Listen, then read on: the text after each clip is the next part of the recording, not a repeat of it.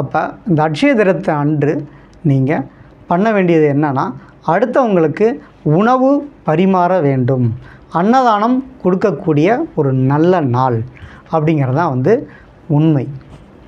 ஆனால் மக்கள் என்ன நினச்சிட்டாங்க, அட்சய திருதி அன்னைக்கு நகை வாங்கினா நமக்கு பெருகும், அட்சய பாத்திரம்னா அது வந்துக்கிட்டே இருக்கும், அது மாதிரி அன்னைக்கு இங்கே வாங்கலாம் அப்படின்னா, நம்ம ஒன்றும் அட்சய பாத்திரம் அவங்க யாரும் கொடுக்கல. நம்ம அன்னைக்கு இங்கே கடையில் வாங்கி தங்கத்தை அதில் போட்டு மேலும் மேலும் வளர்றது. நம்ம அந்த உண்மை என்னங்கிறத நம்ம தெரிஞ்சுக்கிட்டு தான் சாஸ்திரங்களை பயன்படுத்தணும். அப்போ அட்சய திருதி அன்னைக்கு நம்ம அடுத்தவங்களுக்கு உதவிகள் செய்யணும், அன்னதானம் வழங்கணும், நகை தானம் குறிப்பாக பண்ணணும். குறிப்பாக மாங்கல்ய தானம் பண்ணுறது ரொம்ப சிறப்பானது.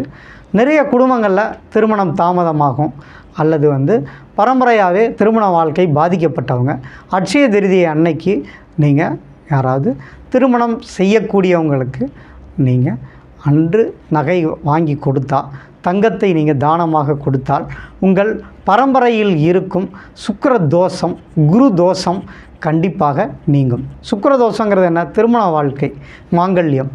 குரு தோஷம் அப்படின்னா குருபலம் இருந்தால் தான் திருமணம் நடக்கும், திருமண வாழ்க்கை சிறப்பாக இருக்கும்.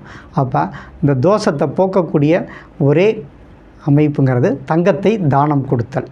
சுக்கிரன் என்பது சிறிய நகை, குரு என்பது பெரிய நகை, பெரும் பணத்தை குறிக்கக்கூடிய அமைப்பு. அப்போ பெரும் பணம் கொடுத்து பண்ணணும் அப்படின்னா அதை இந்த குருவோட தோஷம் கண்டிப்பாக நீங்கும் தானம் கொடுத்தா.